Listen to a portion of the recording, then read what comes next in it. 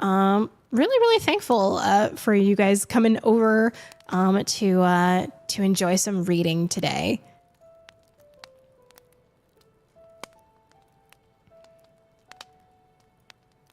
But mist books sound really fun indeed. The Raven, is that what it is? All the raves? Yeah, that's really funny. Aardvark and Old Gaming Dust. Most kills and assists, respectively. And Aardvark getting a big payday. Congratulations. All right, and as Michael Cole used to say, it's boss time. So this is going to be our final battle of the evening. And if we succeed, we're going to complete a boss chest.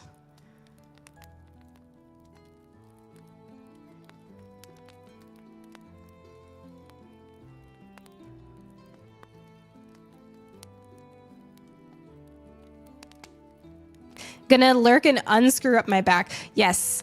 Get your stretches in. Do all that you need to do after a stream. I'm very guilty of I totally gremlin up when I'm at a computer. So, you know,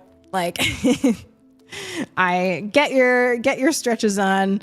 I totally understand. A posture check. Sure. Let's do it. Let's have a little stretch. Feel free to hop on in and join me. Anyone who's doing the Stream Raiders. I see Aardvark sneaking in that epic. Thank you. Yeah, let's have a little stretch.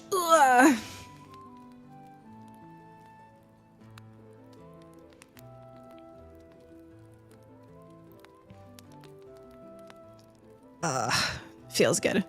I can link my fingers behind my back. I have decently flexible arms. One of the only places I'm flexible. But it lets you have a really nice stretch when you can do that. Ugh. Very good. Thank you. Oh, while I have my little browser opened here, so next week, we're going to be reading something that's we haven't done before on stream. So typically we kind of stay in the public domain pocket. We do a lot of classic literature. We have a couple times read stories that members of the community have read or written before. But next week we're going to be doing something quite new. We're going to be reading a self-published horror story written by a local author. The cover art is done by one of our moderators and artist extraordinaire for our channel, Thistle K.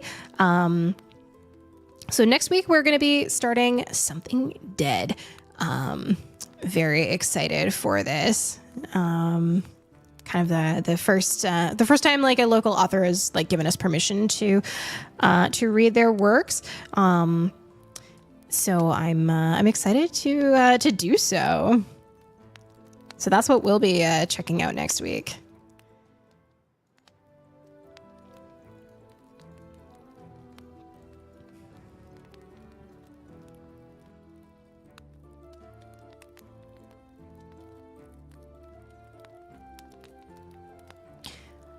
Okie dokie.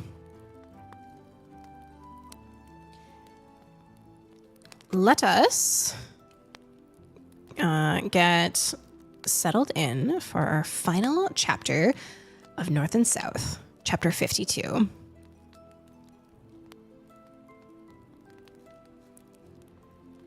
just gonna have another sip of my tea. I only really have one sip of it left, but we're gonna check it out.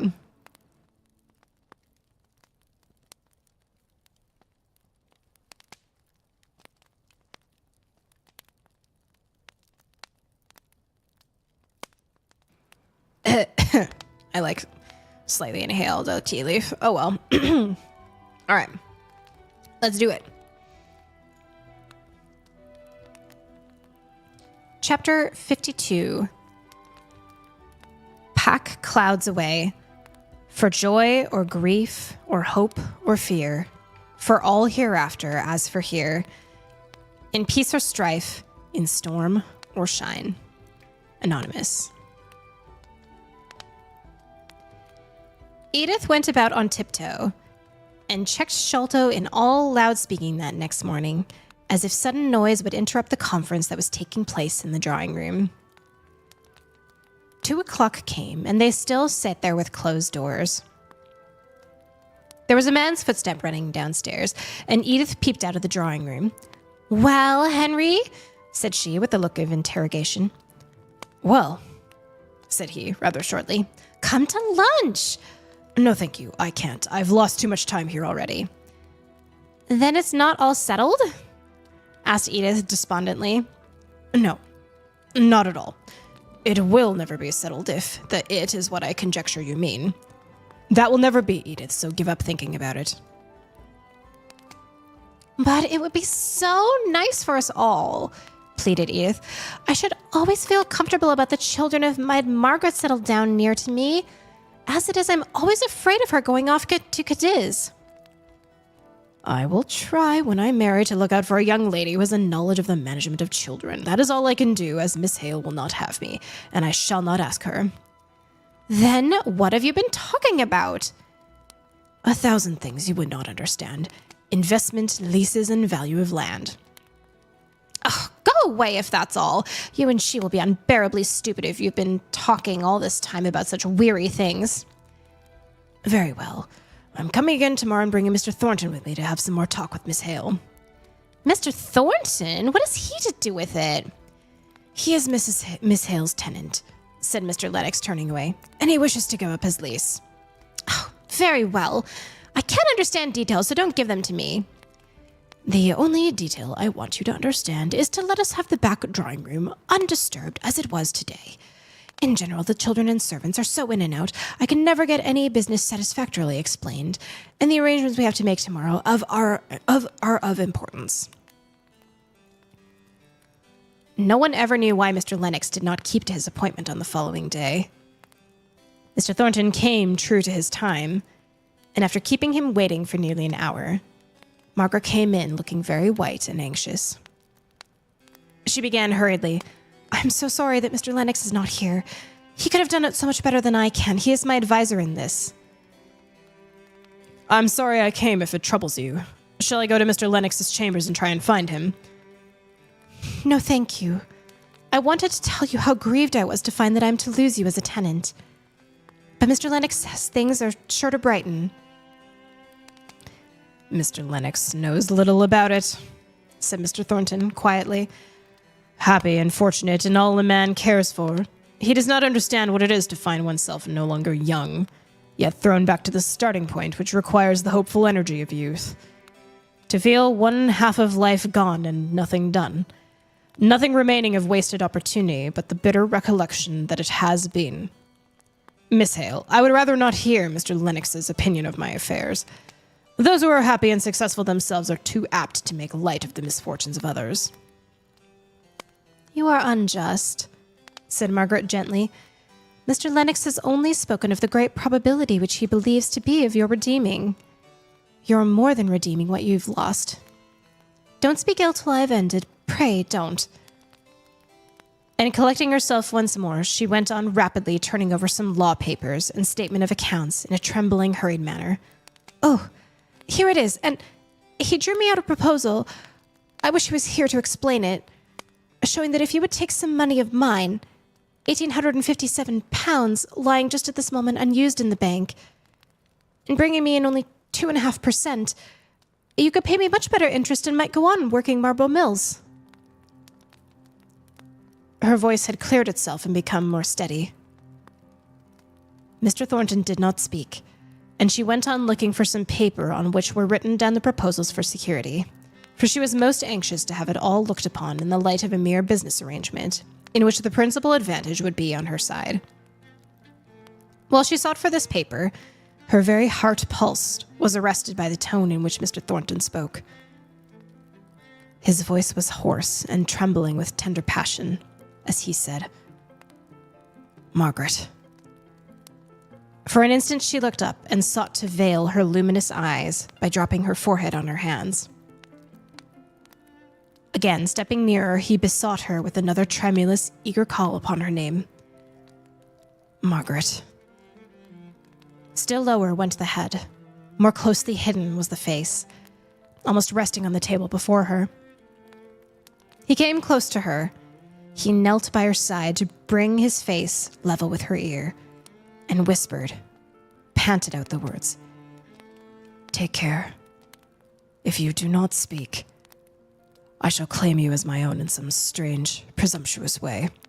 Send me away at once, if I must go. Margaret. At that third call, she turned her face, still covered with such small white hands, towards him, and laid it on his shoulder, even hiding it there. And it was too delicious to feel her soft cheek against his, for him to wish to see either deep blushes or loving eyes. He clasped her close, but they both kept silence. At length, she murmured in broken voice, Oh, Mr. Thornton, I'm not good enough. Not good enough. Don't mock my own deep feeling of unworthiness. After a minute or two, he gently disengaged her hands from her face and laid her arms as they had once been before placed to protect him from the rioters. Do you remember, love? He murmured, and how I requited you with my insolence the next day. I remember how wrongly I spoke to you, that is all. Look here. Lift up your head. I have something to show you. She slowly faced him, glowing with beautiful shame. Do you know these roses? He said, drawing out his pocketbook in which they were treasured up some dead flowers. No, she replied with an innocent curiosity. Did I give them to you? No, vanity, you did not. You may have worn sister roses, very probably. She looked at them, wondering for a minute, and then she smiled a little as she said, They're from Helston, are they not? I know the little indentations around the leaves. Have you been there? When were you there? I wanted to see the place where Margaret grew to what she is, even at the worst time of all, when I had no hope of ever calling her mine. I went there on my return from Havre. You must give them to me, she said, trying to take them out of his hand with gentle violence. Very well, only you must pay me for them. How shall I ever tell Aunt Shaw? She whispered, after some time of delicious silence. Let me speak to her. Oh, no, I owe it to her. But what will she say? I can guess. Her first exclamation will be, That man! Hush, said Margaret, or I shall try and show you your mother's indignant tones as she says, That woman. The end. Sometimes we love a, the families don't approve moment. I will say that I like the way that the miniseries handles the ending. I think they do it very nicely. So pretty soon we'll have a Discord watch along of the end of the final 2 episodes of North and South.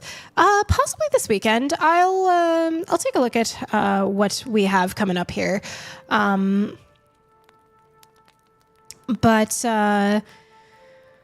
So she saved, with her vast new fortune, was able to save his business. And he knows at that moment that she was with her brother. She wasn't, doing anything shady. And that, she does not need to risk her fortune to save him. And she has done so. And he can guess why. So, much like much like Anne of the Island, you know, Margaret getting a couple of proposals that are unwelcome to her, but at the same time having a little bit of a second chance romance.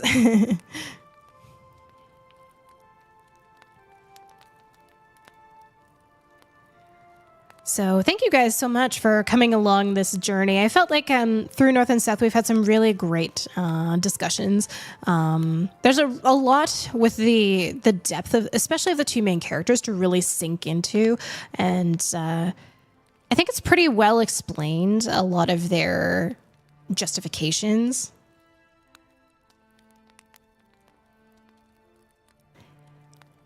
And I really like that they both kind of have to acknowledge where they were wrong. Much like Pride and Prejudice, right? Where it's like we have that idea of like bad first impressions, right? The initial title of Pride and Prejudice was First Impressions. And there was indeed a chapter of North and South titled First Impressions. And I think, we can guess who she was shouting out a little bit here. I've compared the story of North and South a little bit to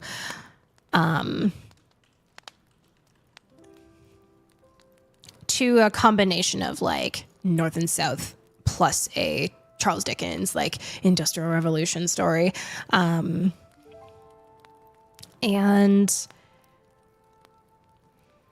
it's nice. It's nice that like after a lot of hardship, especially for Margaret, that we get to see her have a little bit of a happy ending. The misunderstanding is cleared up.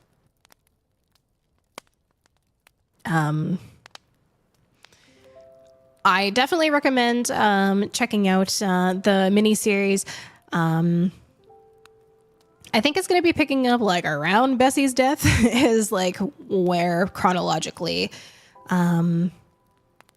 the miniseries will be picking up. And to me, one of the most perfect like on screen, like when we get the kiss at the end, it's like, oh yeah, that's what we come here for, with like a romance drama type stuff. Like it's just a perfect like resolution.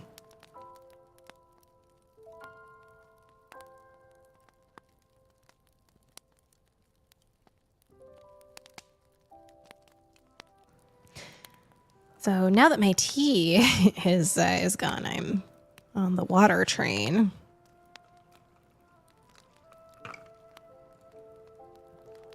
But now that means we're going to be hopping on over to a lovely little tradition that we have this time around Halloween of reading The Raven. As I mentioned before, we've certainly in the past gotten to read some creepy short stories and things like that. We've done The Mask of Red Death, The Pit and the Pendulum, The Telltale Heart, The Fall of the House of Usher, The Yellow Wallpaper, The Monkey's Paw. Hi, darling. The Eyes. My sweet little kitty. Hello. Are you gonna lay down? Because I can't read the screen if your tail and butt is in the way. He's thinking about it.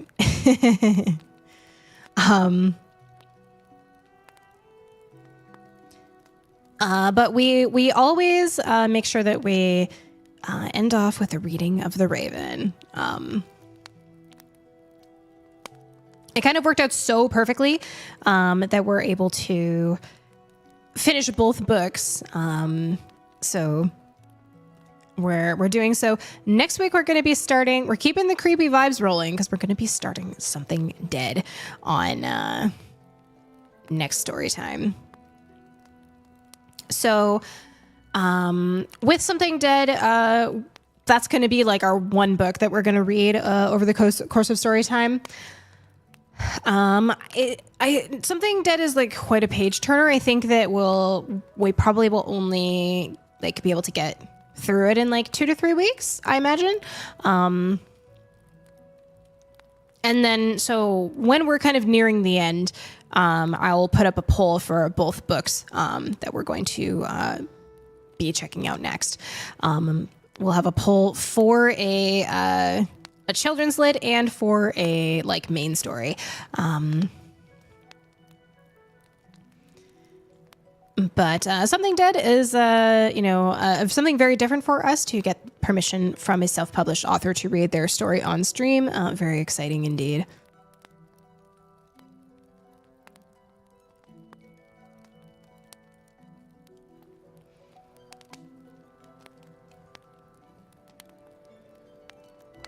But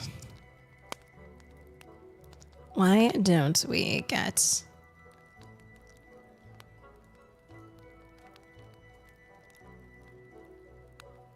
Let me get my Raven music queued up. And then that is how we are going to cap off our evening.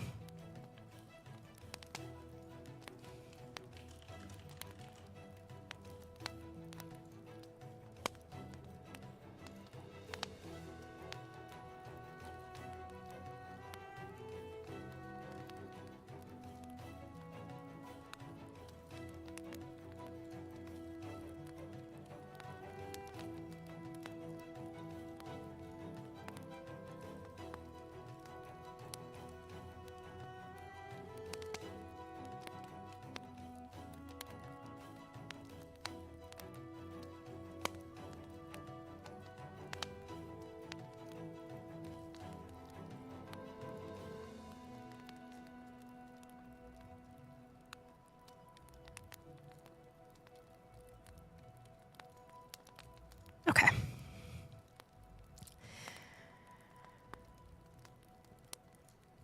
Let's do this thing.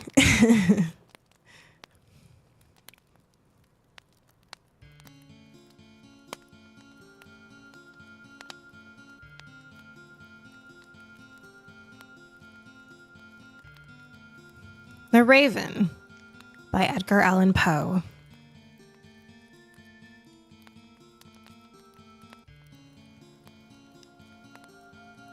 Once upon a midnight dreary, while I pondered, weak and weary, over many a quaint and curious volume of forgotten lore, while I nodded, nearly napping, suddenly there came a tapping, as of someone gently rapping at my chamber door. "'Tis some visitor," I muttered, tapping at my chamber door. "Only this, and nothing more." Ah, distinctly, I remember it was in the bleak December, and each separate dying ember wrought its ghost upon the floor. Eagerly I wished the morrow. Vainly I had sought to borrow from my books surcease of sorrow. Sorrow for the lost Lenore, for the rare and radiant maiden, whom the angels name Lenore, nameless here forevermore. And the silken sad and certain rustling of each purple curtain thrilled me, filled me with fantastic terrors never felt before. So that now, to still the beating of my heart, I stood repeating, "'Tis some visitor entreating entrance at my chamber door. 'Tis some visitor, late visitor, entreating entrance at my chamber door. This it is, and nothing more." Presently, my soul grew stronger, hesitating then no longer. "Sir," said I, "or madam, truly your forgiveness I implore. But the fact is I was napping, and so gently you came rapping, and so faintly you came tapping at my chamber door, that scarce was sure I heard you. Here I opened wide the door. Darkness there, and nothing more."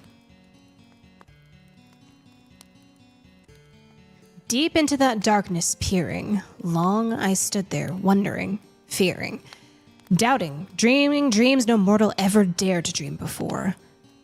But the silence was unbroken, and the darkness gave no token, and the only word there spoken was the whispered word, Lenore. This I whispered, and an echo murmured back the word, Lenore. Merely this, and nothing more.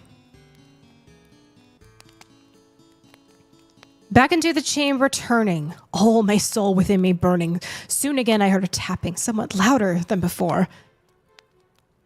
Surely, said I, surely that is something at my window lattice.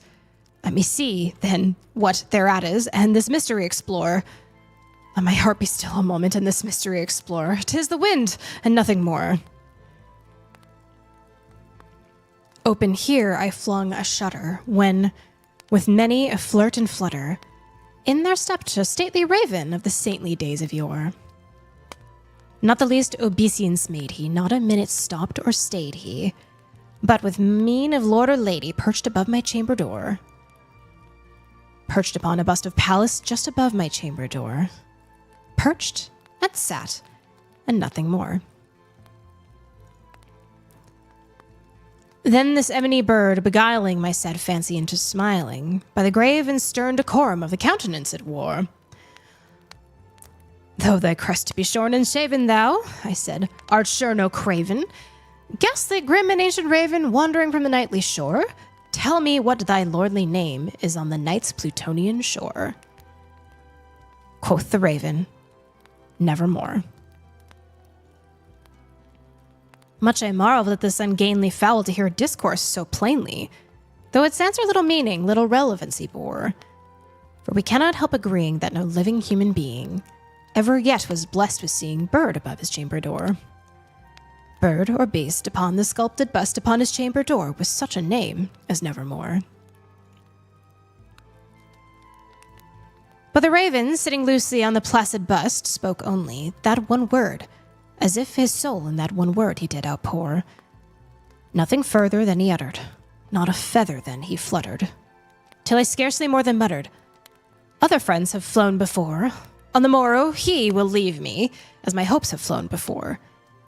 Then the bird said, nevermore.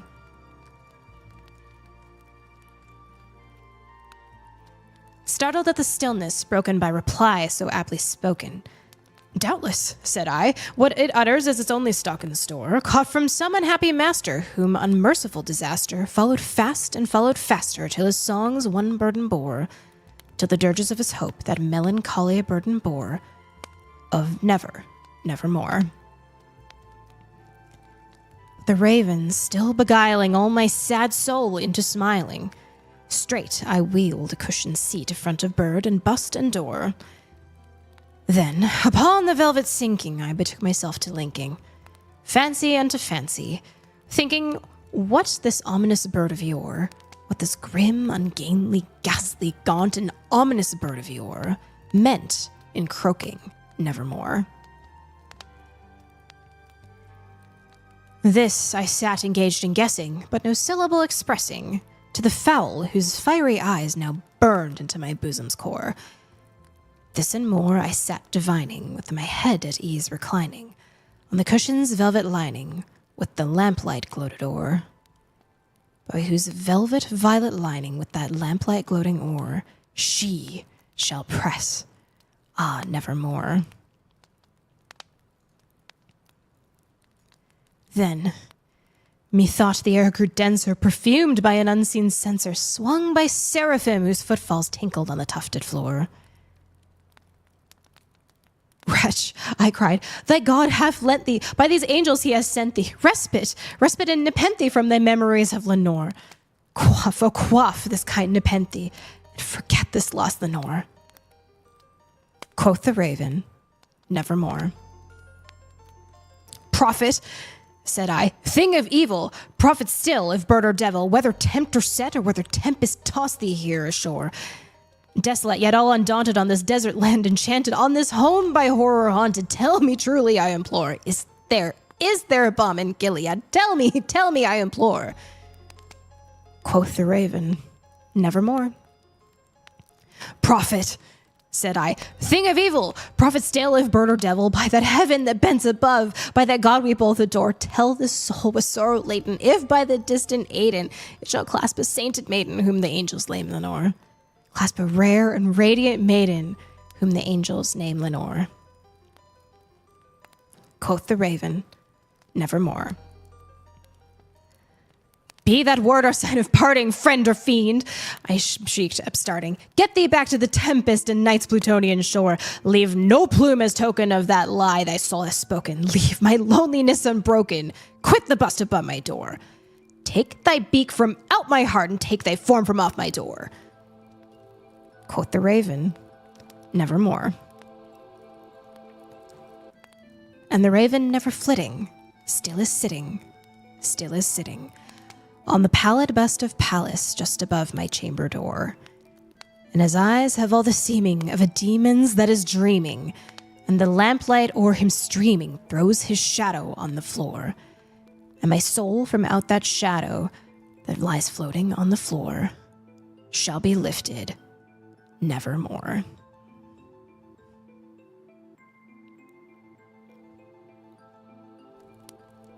The end.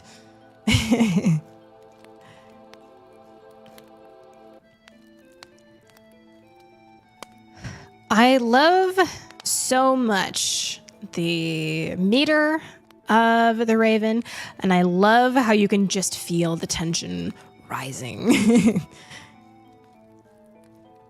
He gets more and more panicked as it goes.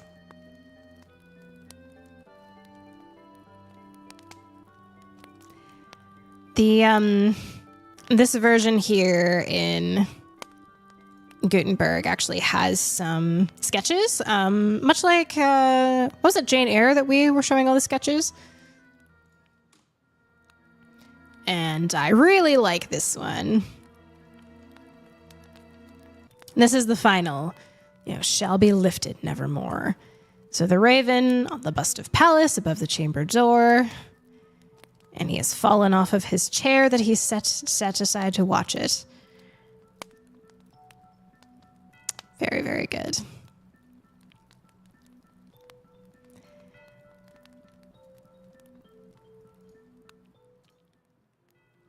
Well, thank you guys so much for dropping in all the units tonight. Thank you for coming, for finishing our books and having some Halloween vibes. Always a delight to read The Raven together. We don't read a lot of poetry, so we get to enjoy ourselves a little bit with that. I'm just catching up. I see that Fatango, you caught a shiny. Congratulations. I feel like it's been Shiny City lately. We've been pretty lucky on the good shinies. Also, hi Jero, welcome in. Congratulations to Aardvark getting most kills and assists. I will give you a guaranteed reward. And Old Gaming Dust getting our other scroll. Whoop, whoop, we did it. Another boss chest down. Another map completed. Excellent work, you guys.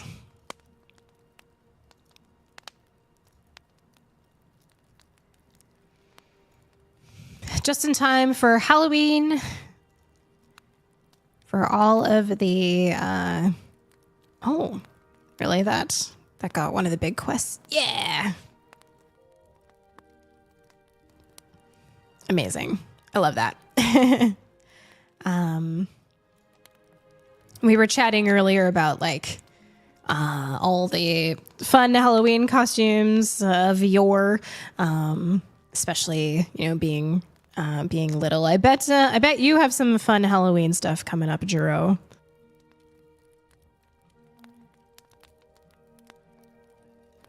Your little is at a good Halloween age. Maybe not dressing up this year? That's okay. Nothing wrong with that.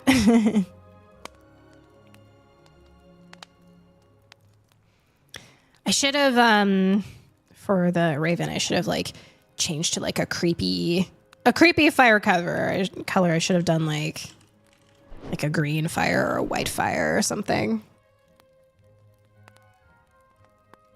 I wasn't thinking of it.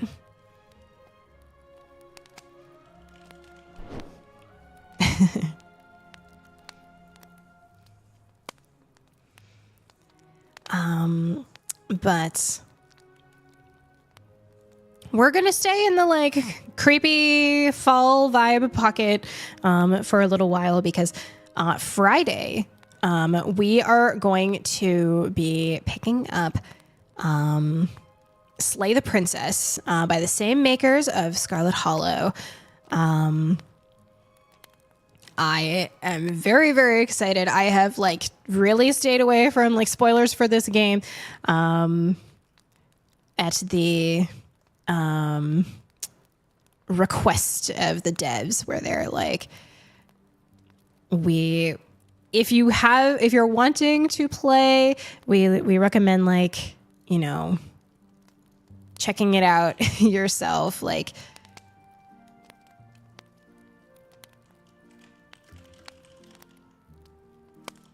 I'll pull up a trailer for you guys so you can see what Slay the Princess is all about. We last Halloween, like around this time, leading up to Halloween, we were playing Scarlet Hollow. There is no episode of Scarlet Hollow this year. Scarlet Hollow episode 5, they have said, is going to be like 400,000 words from all of the branching paths, which is absolutely bonkers that they were able to do that. So they were like, unfortunately, it's coming 2025. And you know what? Let them cook. They have done so well on that game so far. I will give them all the time that they need. It's a 2-person dev team making that game again. Same with this one. Kiddos dressing up as a witch and we'll go trick-or-treating with our friends. That's so fun. Aw, that's going to be really cute. Is the strawberry marshmallow tea subtle on the flavor? Yes, it is. Yeah, it's a green tea, so it's just like a light sort of version. I think it's a Ukrainian tea. It's in my like international aisle.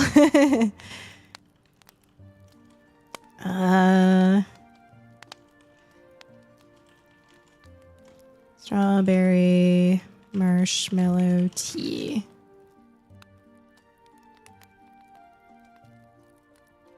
Yes.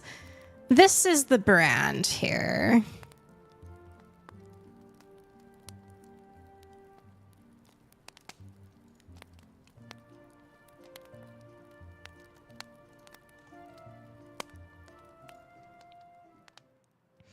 Oh. This is the tea brand, Lovare. And yeah, it looks like they have some other flavors. They had the berry jam also in my like international aisle. I haven't tried these other ones. But it looks pretty nice. Hey, Adam, how's it going? Yes, anyone who participated in our Adam and I, our Baldur's Gate shared chat session yesterday has should have the candy corn emote unlocked.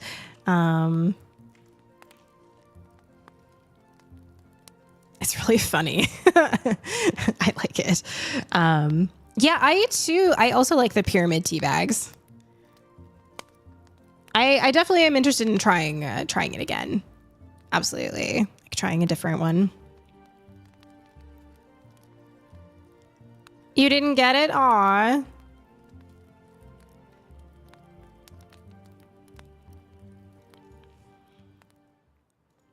I don't know if there was like a time.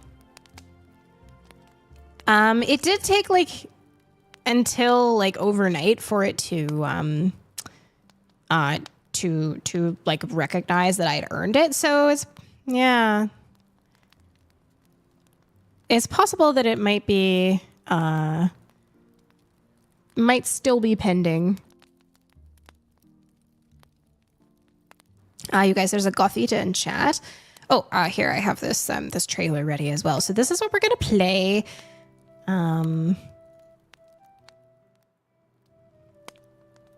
This is what we're gonna play on Friday.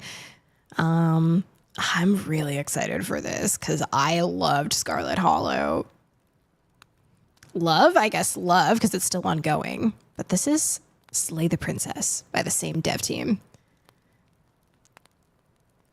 You're on a path in the woods. And at the end of that path is a cabin. And in the basement of that cabin is a princess. You're here to slay her. Wait, what? If you don't, it will be the end of the world. Now, hold on a second. Don't you listen to him? What did I ever do to you? She will do everything in her power to stop you. Well, yeah. I don't want to die. She'll charm and she'll lie and she'll promise you the world. And if she has the chance, she will kill you 12 times over.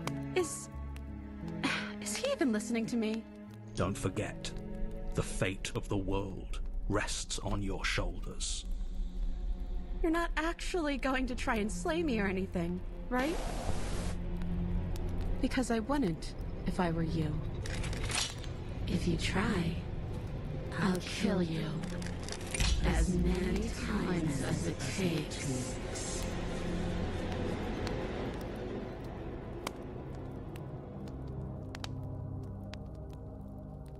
Ooh, spooky. Who is the monster in this story? A good question. So, Slay the Princess has like several branching paths, I'm pretty sure. And so, you know, if we end up like dying pretty early, that's, yeah, because the Pristine Edition just came out like last week. But she's a... Sure. Well, we can watch the other one as well. Looks like this one has a lot of dialogue, so I'm gonna hide my face for just a quick second here.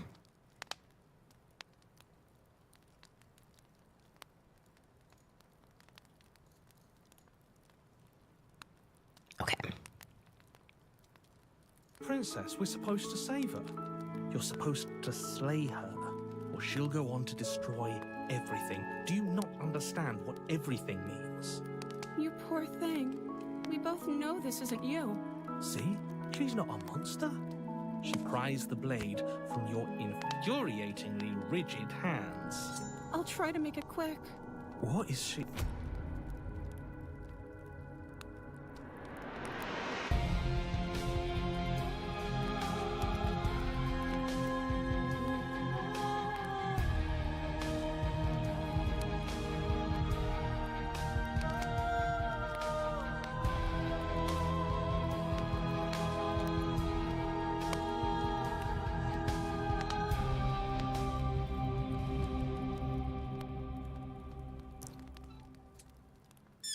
You didn't think we were done, did you?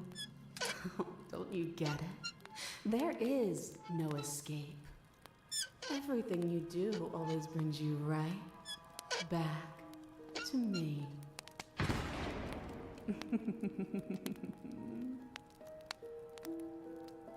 Ooh, creepy.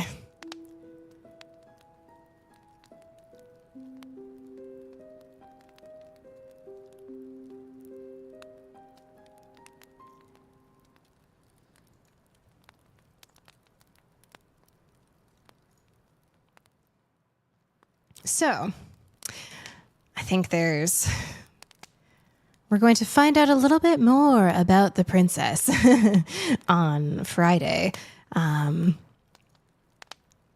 probably going to die a couple times. I'm anticipating. I think it's going to be a little bit different than Scarlet Hollow, where like I'm pretty sure we're supposed to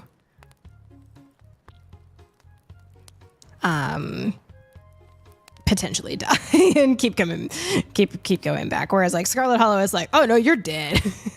Like, so we're gonna see how it goes.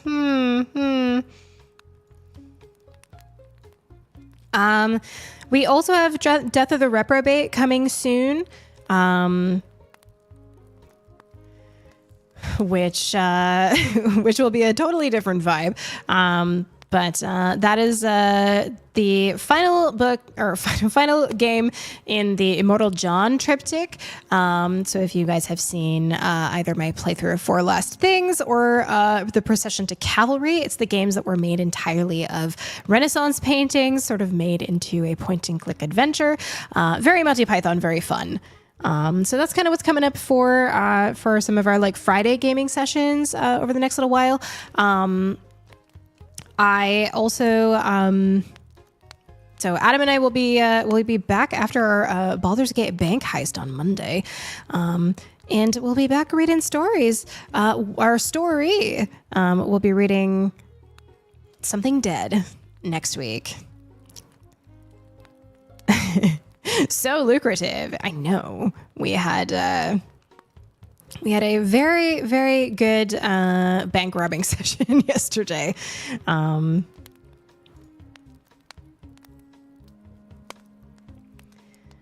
right.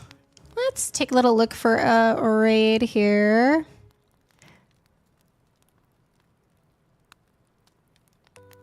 Oh, Slevin is playing The Quarry. That game was so sweet when Amp played it. I definitely want to see how he's ended up with getting up to the quarry for now.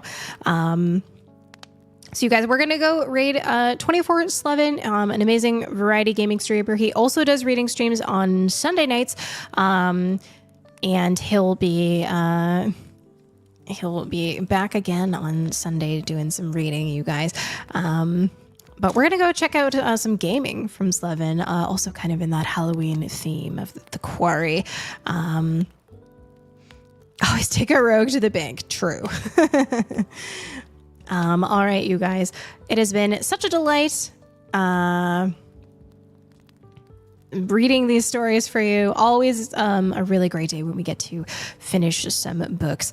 So thank you so much for spending some time with me tonight. I will be back on Friday. Oh God, is it Daylight Savings yet? I think 10:30 Eastern. I don't think it's happened yet. 7:30 Pacific. And that's when I'm going to be back. We'll be back reading stories next week. All right, you guys, as always, take care of yourselves, take care of each other, stay safe, know how much I appreciate you being here, and take care. Much love. Have a great rest of your night, you guys. Enjoy your Halloween, and nevermore.